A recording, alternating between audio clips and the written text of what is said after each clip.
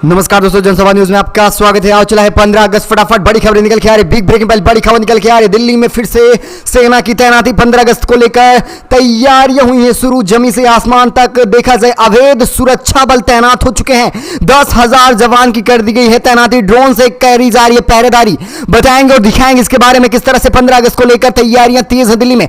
वहीं एक और बड़ी खबर निकल के आ रही। हरियाणा में खासतौर पर धमकी दी जा रही मुसलमानों को, इसीलिए पलायन हो रहा है। और देखा जाए ये जो हेड स्पीच वाला मामला है, ऐसे में किसान खुलेआम सब घूम रहे हैं, ये बातें निकल के आ रही हैं। बताएंगे इसके बारे में। वहीं एक और बड़ी खबर निकल के आ रही है। आपको बताए चले जुनैद और नसीर की हत्या में केवल मोनू मानेसर नहीं शामिल। राजस्थान के डीजीपी का क्या कुछ बयान निकल के आ रहा है, इसके बारे में बताएंगे। एक और बड़ी खबर निकल के आ रही। आपको बताए चले नूह हिंसा में खासतौर पर देखा जाए तो मुस्लिम पक्ष ही शांति की बात कर रहा है। वहीं देखा जाए मणिपुर से भी बड़ी खबर निकल के आ रही है। हिंसा के बीच फंसे मुस्लिम समुदाय को बचाया जा रहा है, ये भी बताने वाले हैं। वहीं एक और बड़ी खबर निकल के आ रही है। 15 अगस्त के दिन हरियाणा में इंटरनेट सेवाएं बहाल होने जा रही हैं। आखिर इतने दिन तक क्यों इंटरनेट सेवाएं बंद रही, बात करने वाले। एक और बड़ी खबर गोवा से निकल के आ रही। छत्रपति शिवाजी की प्रतिमा तोड़ने के बाद जमकर बवाल हो रहा है गोवा में। एक और बड़ी खबर, मस्जिद के दरवाजे पर पहुंच रही हैं महिलाएं। क्या अब इस्लाम में हराम नहीं है महिलाओं का मस्जिद के अंदर इंटर होना, इसके बारे में बात करेंगे। राहुल गांधी ने मणिपुर को लेकर क्या कुछ कहा। वहीं मल्लिकार्जुन खड़गे ने पीएम मोदी पर फिर से बोला करारा हमला, भ्रष्टाचार और लूट का केंद्र बताया है प्रधानमंत्री को। वही इंडिया गठबंधन को लेकर भी बड़ी खबर निकल के आ रही है। एक और बड़ी खबर हिमाचल प्रदेश से निकल के आ रही है। भूस्खलन से लगभग अब तक 30 लोगों की मौतें हो चुकी हैं। वहीं एक और बड़ी अपडेट निकल के आ रही है। मल्लिकार्जुन खड़गे ने 70 सालों के राजनीतिक दौर में अब तक प्रधानमंत्री जैसा नेता नहीं देखा है। ऐसा क्यों कह रहे हैं, ये भी बताने वाले हैं। ऐसी तमाम बड़ी खबरें निकल के आ रही जो जानना आपको बेहद जरूरी है। लेकिन उससे पहले आपसे एक छोटा सा निवेदन है, अगर आप हमारे चैनल पर नए हैं तो चैनल को सब्सक्राइब बेल जरूर दबाएगा देश की फटाफट बड़ी अपडेट पाने के लिए। दरअसल पहली बड़ी खबर निकल के आ रही है। दिल्ली में आज 15 अगस्त की तैयारी को लेकर फिर से जमी से आसमान तक अवैध सुरक्षा बल तैनात कर दिए गए हैं। देखा जाए तो 10,000 जवान तैनात किए हैं। ड्रोन से करी जा रही है पहरेदारी। आपको बताया चले कि स्वतंत्रता दिवस पर सभी समारोह सकुशल संपन्न कराने के लिए सुरक्षा एजेंसियों ने काफी चाक चौबंद इंतजाम किए हुए हैं। इस इंतजाम की जानकारी रखने वाले अधिकारियों का कहना है कि एनसीआर में लोग सुरक्षित रहेंगे, बिना किसी परेशानी के ट्रैफिक भी चलने वाला है। यह पक्का करने के लिए मंगलवार को स्वतंत्रता दिवस पर शहर भर में 10,000 से अधिक पुलिस कर्मियों को तैनात कर दिया गया। उन्होंने कहा कि साथ ही उत्सव के दौरान सतर्कता बरतने के लिए हजारों, अब देखा जाए हजारों दूसरों अधिकारियों को भी तैनात किया गया है। आपको बताया चले कि हिंदू टाइम्स की रिपोर्ट के मुताबिक पुलिस उपयुक्त जनसंपर्क अधिकारी सुमन नवाल की तरफ से यह बयान दिया जा रहा है। स्वतंत्रता दिवस पे आप देख सकते हैं किस तरह से खासतौर पर लाल किले के आसपास भी जमकर अब सुरक्षा बल तैनात किए गए हैं, क्योंकि पहले से ही मणिपुर के दो समुदाय, कुकी और मैतेई समुदाय की तरफ से कहा गया था कि वो भी यहां पर विरोध प्रदर्शन कर सकते हैं और मोदी के खिलाफ खासतौर पर आपत्तिजनक नारेबाजी करने का भी ऐलान कर दिया था। जिसके बाद अब लाल किला पर खासतौर पर सुरक्षा बल को काफी ज्यादा तैनात कर दिया गया है। वहीं आपको कल बताया गया होगा कि 1800 सीटें किसानों, मजदूरों और सरपंचों के लिए आरक्षित कर दी गई हैं। ये एक अच्छी पहल हो सकती है प्रधानमंत्री द्वारा, और प्रधानमंत्री 10वीं बार अब स्वतंत्रता दिवस पर झंडा फहराने जा रही है। आप किस तरह से देख रहे हैं, अपनी राय कमेंट के माध्यम से देना ना भूलेगा। एक और बड़ी खबर निकल के आ रही है। आपको बताया चले नूह में हिंसा भड़काने के पीछे खास तौर पर बीएचपी यानी विश्व हिंदू परिषद और बजरंग दल का हाथ रहा था। लेकिन वही दूसरी तरफ अब मुस्लिमों को फिर से धमकी दी जा रही है। खट्टर सरकार चुप है,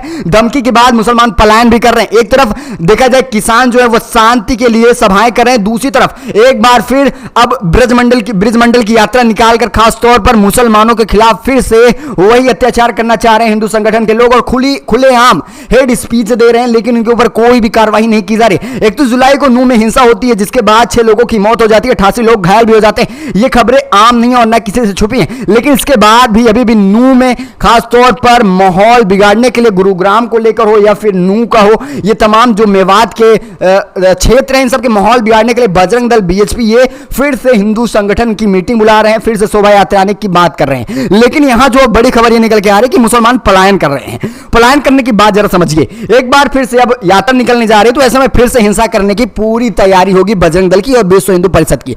इसलिए मुसलमान पहले से पलायन करने पर मजबूर हैं, क्योंकि गलती किसी की भी हो मुसलमानों को निशाना बनाया जाएगा, मुसलमानों के घरों को तोड़ा जाएगा, इसीलिए पलायन कर रहे हैं। खट्टर सरकार कहीं ना कहीं लोकतंत्र के साथ खिलवाड़ कर रही है और जो पलायन कर रहे हैं उन्हें रोकना चाहिए। और ये ब्रजमंडल की जो यात्रा, इस पर भी रोक लगानी चाहिए। वैसे 28 अगस्त को यह यात्रा निकाली जा रही है, इसे आप किस तरह तरह से देख रहे हैं, अपनी राय दीजिएगा। चलेंगे एक और अपडेट निकल के आ रही है, बड़ी खबर निकल के आ रही है, आपको बताया चले मोनू मानेसर केस को लेकर बड़ी खबर निकल के आ रही। नसीर जुनैद के हत्यारे बताए जाते हैं मोनू मानेसर, लेकिन केवल अब मोनू मानेसर ही नहीं शामिल है, यह राजस्थान के डीजीपी का बयान निकल के आ रहा है। दरअसल जो नूह में हिंसा हुई उसकी भी बड़ी वजह मोनू मानेसर ही था। राजस्थान के भरतपुर के अगवा कर मारे गए नसीर जुनैद की हत्या पर राजस्थान के डीजीपी उमेश मिश्रा ने बड़ी बात कह दी है। राजस्थान से हरियाणा तक तनाव अभी तक बना हुआ है। हत्याकांड को लेकर डीजीपी ने कहा कि वारदात में गौरक्षक मोनू मानेसर का सीधा हाथ नहीं है। उन्होंने कहा परोक्ष रूप से यह भूमिका है कि मोनू मानेसर ही इसका मुख्य आरोपी है, लेकिन उसका अकेले का हाथ नहीं है। इसको लेकर अभी जांच चल रही है। डीजीपी ने यह बात ऐसे समय में कही है जब हरियाणा में नूह सांप्रदायिक हिंसा भड़की हुई है और फिर से ब्रजमंडल की यात्रा निकाली जा रही है। इसे आप किस तरह से देख रहे हैं? क्या मोनू मानेसर को बचाने की कोशिश की जा रही है या फिर केस को डाइवर्ट किया जा रहा है? इसे आप किस तरह से देख रहे हैं? अपनी राय कमेंट के माध्यम से देना ना भूलिएगा। चलेंगे एक और अपडेट निकल के आ रही है। जी हां, बड़ी खबर निकल के आ रही है, आपको बताए चलें कि यह खबर है मणिपुर से, जहां पर मुस्लिम समुदाय को दो पक्ष लगातार बचाने की कोशिश कर रहे हैं। जरा समझिए खबर को। मणिपुर में नस्ली हिंसा के हालात के बने लगभग 100 दिन से ज्यादा हो चुके हैं। राज्य धीरे धीरे सामान्य स्थिति पर लौट रहा है। पिछले कुछ दिनों से कोई घटनाएं सामने नहीं निकल के आ रही हैं। झड़पों के बाद केंद्र सरकार ने कुकी बहुलक, चुराचांदपुर और मेतई बहुलक बिष्णुपुर जिले में काफी ज्यादा सुरक्षा बल को तैनात कर दिया है। वहीं देखा जाए जो मुसलमान फंसे हुए हैं उनकी भी जमकर मदद की जा रही है। इन दोनों जिलों में 35 किलोमीटर दूरी पर खासकर भूभाग फैला हुआ है। कुछ मैतई पलंग मुसलमान रहते हैं जिनकी मदद अब कुकी और खासकर दोनों मैतई समुदाय भी कर रहे हैं, जबकि मुसलमानों को पहले निशाना बनाया जा रहा था। मणिपुर की अनुमानित देखा जाए तो 32 लाख की आबादी है, जिसमें 9% मुसलमान रहते हैं, यानी कि ठीक ठाक आबादी में मुसलमान हैं और ये एक अल्पसंख्यक के रूप में देखे जाते हैं, लेकिन अब इनकी मदद की जा रही है। दूसरी तरफ अगर हरियाणा की बात करें तो यहाँ पर फिर से वही हिंसा और कहीं ना कहीं भाईचारे की कोई भी बात नहीं निकल के आ रही। इसे आप किस तरह से देख रहे हैं? दिला दीजिएगा। गोवा से बड़ी खबर निकल के आ रही। गोवा में छत्रपति शिवाजी की प्रतिमा तोड़ी गई है, जिसके बाद बवाल काटा जा रहा है।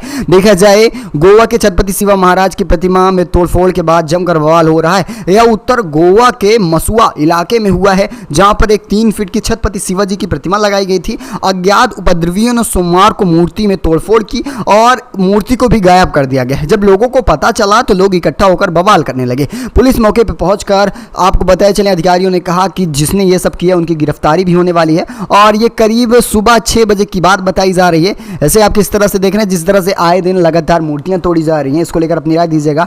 वहीं एक और बड़ी खबर निकल के आ रही है। बड़ी खबर निकल के आ रही है हरियाणा के नूह में 15 अगस्त के अवसर पर देखा जाए इंटरनेट सेवाएं भी बहाल की जा रही है। दरअसल 31 जुलाई को नूह में जो हिंसा होती है उसके बाद लगातार इंटरनेट सेवाओं पर प्रतिबंध लगा दिया गया था। अब इंटरनेट सेवाएं लगभग देखा जाए तो 16 दिनों बाद इंटरनेट सेवाओं को बहाल किया जा रहा है। इसे आप किस तरह से देख रहे हैं? अपनी राय दीजिएगा। वैसे देखा जाए बीजेपी शासित राज्यों में सबसे पहला काम यही होता है कि इंटरनेट सेवाओं को बंद करना।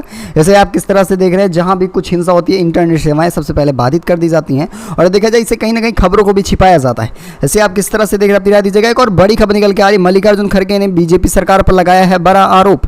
देश को नरक की ओर ले जा रहे हैं बीजेपी। भ्रष्टाचार और लूट लगातार बढ़ती जा रही है, खासतौर पर बीजेपी के शासन में। ये कोई और नहीं बल्कि मल्लिकार्जुन खड़गे ने खासकर ट्वीट कर बताया है। उन्होंने कहा कि कांग्रेस अध्यक्ष मल्लिकार्जुन खड़गे ने मोदी सरकार पर निशाना साधते हुए बीजेपी भ्रष्टाचार और लूट देश को नरक की ओर ले जा रहा है और उन्होंने कहा कि इन सबको बीजेपी अब खास तौर पर सिर्फ और सिर्फ जैसे सिनेमा हॉल में मूवी चलती है वैसे देख रही है, कुछ भी कदम नहीं उठा रही है इसकी रोकथाम के लिए। आप इसे किस तरह से देख रहे हैं और क्या इसके लिए बदलाव होना ज़रूरी है? नहीं तो बीजेपी देश को दीमक की तरह खा जाएगी। एक और बड़ी अपडेट पर चलते हैं, जहां बड़ी खबर ये निकल के आ रही है कि राहुल गांधी का मणिपुर पर बयान निकल के आ रहा है। राहुल गांधी का कहना है मणिपुर मुद्दे को लेकर विभाजन और नफरत की बीजेपी की राजनीति उसे खोखला कर रही है। घाव मणिपुर के ठीक होने में लगभग सालों लग जाएंगे। कांग्रेस नेता राहुल गांधी केरल के खासकर वायनाड पहुंचे। आपको पता होगा कि उनकी सांसदी बहाल होने के बाद ये केरला का उनका पहला दौरा रहा और ये वायनाड से सांसद है और वहां पर ये पहुंचकर इन्होंने बताया किस तरह से मणिपुर मुद्दे को लेकर वो परेशान है। लेकिन वहीं दूसरी तरफ चैन की नींद प्रधानमंत्री ले रहे हैं और मणिपुर पूरी तरह से टूटता नजर आ रहा है, लेकिन प्रधानमंत्री इन सबको लेकर बोलने को भी तैयार नहीं है। ऐसे आप किस तरह से देख रहे हैं? राय दीजिएगा। एक और बड़ी खबर निकल के आ रही है हरियाणा से। हिंदूवादी संगठनों ने महापंचायत ने आत्मरक्षा के लिए बंदूक पर लाइसेंस लेने की बात सामने रखी है, वो भी 50 हिंदूवादी संगठनों ने बीते रविवार से ही खासतौर पर हरियाणा के पलवल में महापंचायत का आयोजन किया और ये पंचायत लगभग सोमवार शाम तक चली है। अब देखा जाए 28 अगस्त को नूंह में फिर से यात्रा निकालने की बात कही जा रही है, लेकिन उससे पहले क्या डिमांड है हरियाणा सरकार से, जरा ये समझिए। अब हिंदू संगठनों का डिमांड है कि उनको आत्मरक्षा के लिए बंदूकें दी जाएं और बंदूकें लाइसेंस धारी रहें। और उन्होंने ये बात ऐसे समय पर कही है जब नूंह में काफ़ी ज़्यादा माहौल देखा जाए बद से बदतर हो चुके हैं। उनका कहना है कि हम आत्मरक्षा के लिए मार रहे हैं, वो भी 1-2 नहीं बल्कि 50 बंदूकें दी जाएं। नूंह हिंसा में मारे गए लोगों के परिवारों को देखा जाए खासतौर पर 1-1 करोड़ रुपए की सहायता देने की बात कही जा रही है। घायलों को 50-50 लाख रुपए मिलने चाहिए, जैसे पेड़ में पड़े हों इस तरह से हिंदू संगठन की तरफ से डिमांड की जा रही है। ऐसे आप किस तरह से देख रहे हो और क्या हरियाणा सरकार इन सबको देने में सक्षम होगी या नहीं, अपनी राय भी इसे भी दे दीजिएगा। वहीं एक और बड़ी खबर निकल के आ रही है गोश्ती और गौ तस्करी को लेकर। अब मेवात में बड़ी खबर ये निकल के आ रही है, इसको लेकर मुस्लिम समुदाय भी बैठक कर रहा है, क्योंकि लगातार जिस तरह से अब हरियाणा में आपने देखा दंगे का माहौल रहा, राजस्थान में नसीर और जुनैद की हत्या होती है गौ रक्षक के रूप में बात करके। अब इन सब को लेकर मुस्लिम भी काफ़ी ज़्यादा खास तौर पर चर्चा कर रहे हैं। अब देखा जाए मेवात क्षेत्र में गौ तस्करी के नाम पर चर्चा तेज होती जा रही है, लेकिन अब मुस्लिम समुदाय के लोग सर्व समाज की पंचायत आयोजित कर गौ तस्करी और गौ हत्या रोकने का निर्णय लिया है। मुस्लिम समाज के लोगों ने एक टीम बनाकर तैयार किया जो गौ तस्करी और गौ हत्या करने वालों की सूचना पुलिस को उपलब्ध कराएंगे। अब देखा जाए मुस्लिम समुदाय इससे परेशान हो चुका है, यानी काम कोई करता है, फंसते केवल और केवल मुसलमान हैं। अब कहीं ना कहीं ये एक निंदनीय बात रही थी और इन सब को लेकर मुसलमान परेशान होने के बाद अब खुद ही पंचायत कर रहे हैं और इसे रोकने की कोशिश की जा रही है। लेकिन वही दूसरी तरफ एक तरफ मुसलमान इन सबको शांत करने के लिए पंचायत कर रहे हैं, दूसरी तरफ क्या हो रहा है, अब जो हरियाणा के लोग हैं वो फिर से हिंसा भड़काने की कोशिश कर रहे हैं।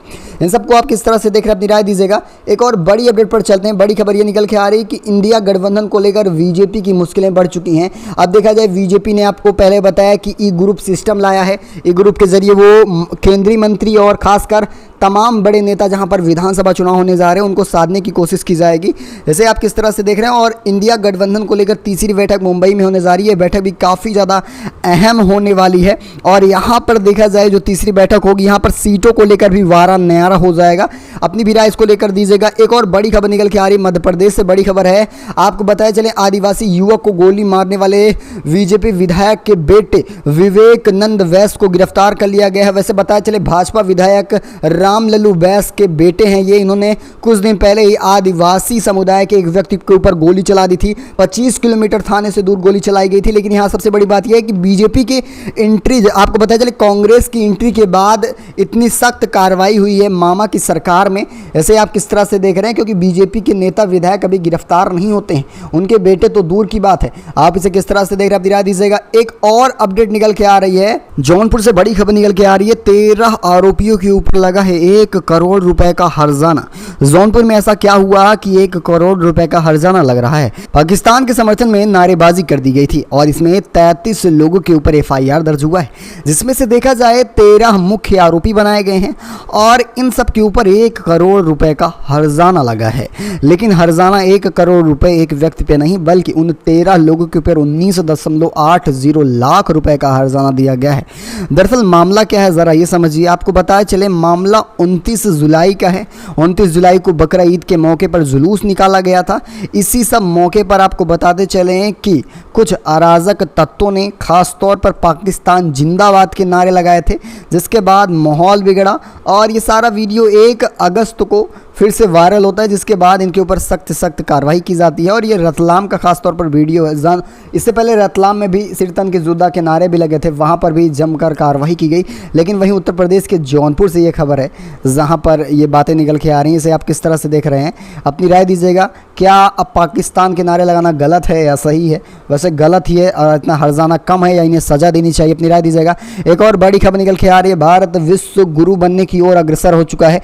रूस और यूक्रेन के बीच अन्न दान करने जा रहा है भारत। जी हाँ, भारत की अर्थव्यवस्था विकास की गति से काफ़ी ज़्यादा तेज़ बढ़ रही है। ऐसे में यह कहना बिल्कुल गलत नहीं है कि भारत जल्द ही देश को काफ़ी ज़्यादा उपाधि मिलने वाली है। इस उपाधि को पाने के लिए भारत कड़ी मेहनत कर रहा है और दुनिया की नज़रों में सबसे बेहतरीन देश बनता जा रहा है। वैसे देखा जाए भारत की जो नीतियाँ रही हैं लगातार विश्व कल्याण के लिए ही रही हैं और ये आज की बात नहीं है, न केवल प्रधानमंत्री के दौर में, प्रधानमंत्री मोदी के दौर में, और इससे पहले भी यही नीति रही थी, दूसरों की मदद करना।